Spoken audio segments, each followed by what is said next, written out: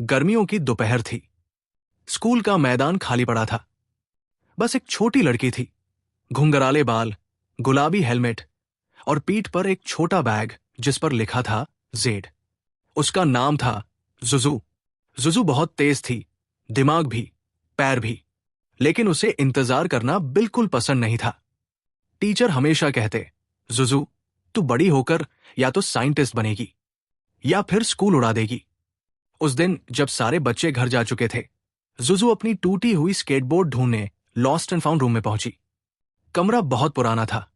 धूल, मकड़ी के जाले, पुराने जूते और खिलौनों के ढेर। पर कोने में कुछ चमक रहा था। ये क्या है?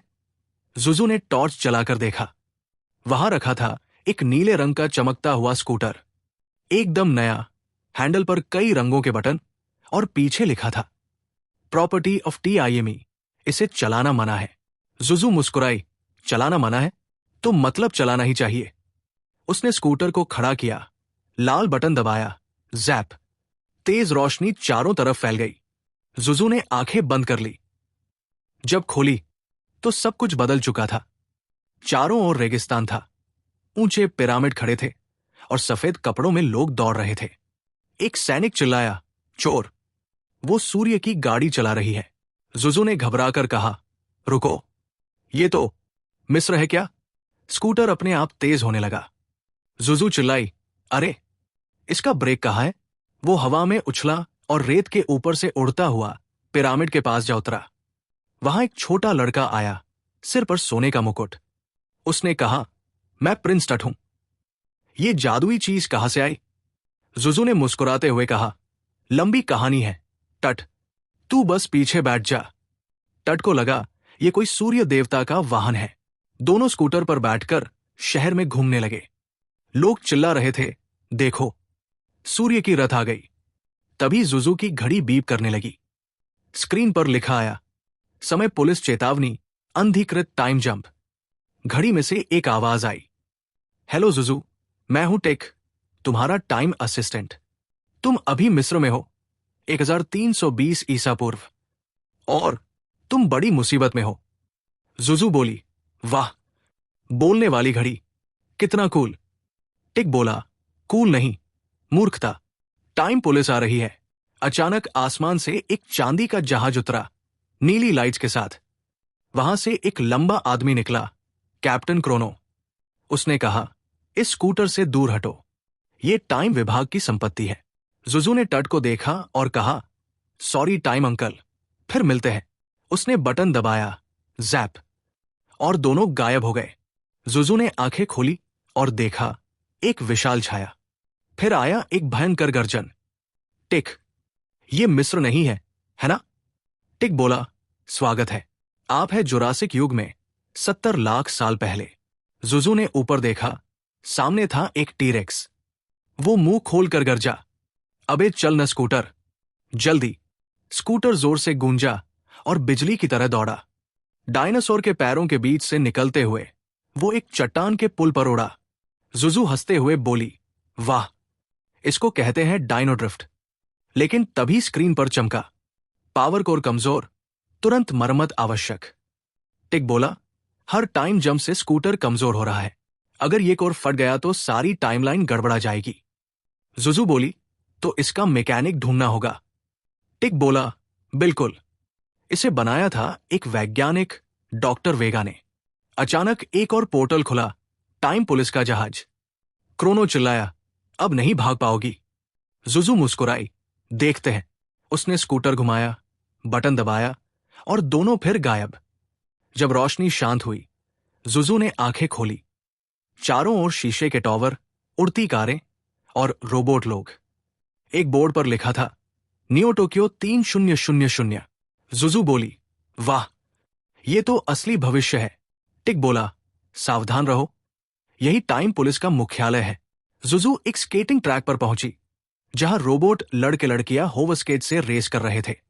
उनका लीडर बोला, अरे इंसान, तुम्हारा ये स्कूटर तो एंटीक है, रेस करेगी? जुजू बोली, हमेशा तैयार। रेस शुरू हुई, चमकदार रास्तों पर, नींद सुरंगों के बीच। स्कूटर के पहिए नीली ज्वाला छोड़ रहे थे। सब चिल्ला रहे थे, जुजू, जुजू।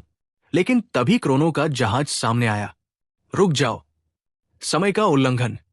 जुजू ने स्कूटर को सीधा दीवार पर चढ़ाया, फिर एक पूरा चक्कर लगाकर बिल्डिंग के आर पार निकल गई। सबके मुंह खुले रह गए। छत पर उतरकर उसने कहा, टिक, डॉक्टर वेगा का पता बताओ। टिक बोला, डेटा खोज रहा हूं।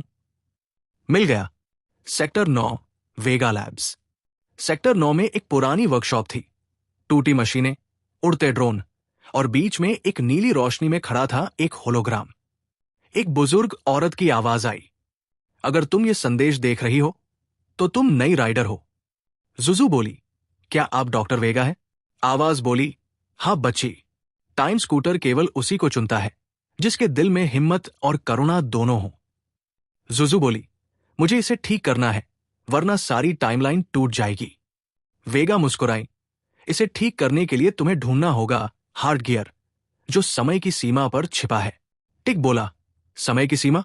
अब तो मजा आ जाएगा। जुजू बोली, बिल्कुल, चलो वही चलते हैं। लेकिन जैसे ही वो बाहर निकले, सामने क्रोनो खड़ा था, अपनी सेना के साथ। यही खत्म होती है तुम्हारी सवारी, बच्ची। जुजू ने हेलमेट ठीक किया, अभी नहीं, और बटन दबाया, जैप। जुजू और टिक ने देखा, चारों ओर सफेद रोशनी, ना आसमान ना जमीन, बस हवा में तैरते हुए बड़े बड़े गियर और घड़ियों के पेंडुलम। टिक बोला, हम पहुंच गए हैं, टाइम का किनारा। बीच में एक सुनहरा गियर धीरे धीरे धड़क रहा था, जैसे दिल की धड़कन। जुजू धीरे से आगे बढ़ी, यही है हार्ड गियर। जैसे ही उसने उसे छुआ, एक तेज प्रकाश फैला और उसके सामने प्रकट हुई डॉक्टर वेगा। जुजू, तुमने साबित कर दिया कि टाइम ट्रैवल सिर्फ विज्ञान नहीं, साहस की परीक्षा भी है। जुजू की आंखें नम हो गई, लेकिन मैं तो बस स्कूटर चलाना चाहती थी। वेगा मुस्कुराई, और उसी सवारी में तुमने ब्रह्मांड बचा लिया। अचानक पीछे से आवाज आई, गियर मुझे दो। क्रोनो खड़ा था, हथियार ताने हुए। जुजू ने सीधी नजर से देखा, समय किसी का गुलाम नहीं होता, न तुम्हारा न मेरा। उसने स्कूटर का एक्सेलरेटर घुमाया, हार्ड गियर को कोर में लगा दिया। स्कूटर इंद्रधनुषी रोशनी में चमक उठा और एक विशाल लहर ने सब कुछ ढक लिया। जब जुजू ने फिर से आंखें खोली, वो फिर अपने स्कूल के मैदान में थी। सब कुछ सामान्य था, कोई डायनासोर नहीं, कोई जहाज नहीं। स्कूटर वही पड़ा था, अब बिल्कुल शांत। टिक की आवाज आई, लगता है टाइमलाइन फिर से ठीक हो गई। जुजू ने मुस्कुराकर पूछा, तो अब ये स्कूटर मेरा हुआ? टिक बोला, आधिकारिक रूप से रिटायर। जुजू ने स्कूटर को प्यार से छुआ, थैंक यू मेरे साथी। वो धीरे धीरे चली गई। उसके चेहरे पर एक सुकून भरी मुस्कान थी। जिंदगी फिर से सामान्य थी, या शायद थोड़ी जादुई। एक हफ्ते बाद स्कूल में एक नया छात्र आया, चश्मा लगाए, हल्की मुस्कान के साथ। हाय, मैं क्रोनो हूं, नया ट्रांसफर स्टूडेंट। जुजू थम गई, तुम? लड़का मुस्कुराया, तुमने टाइमलाइन ठीक की तो मुझे भी फिर से शुरुआत का मौका मिला। टिक बोला, लगता है रोमांच अभी खत्म नहीं हुआ। जुजू हंसी, अच्छा है, क्योंकि मुझे बोर होने का टाइम ही नहीं है। स्कूटर के हैंडल पर एक छोटी सी नीली लाइट जली, जैसे वो गुड बाय कह रहा हो। और जुजू, हमारी छोटी टाइम राइडर, फिर तैयार थी, क्योंकि कहीं ना कहीं समय उसे फिर बुलाने वाला था। कहानी, जिज्ञासा और साहस दोनों जरूरी है।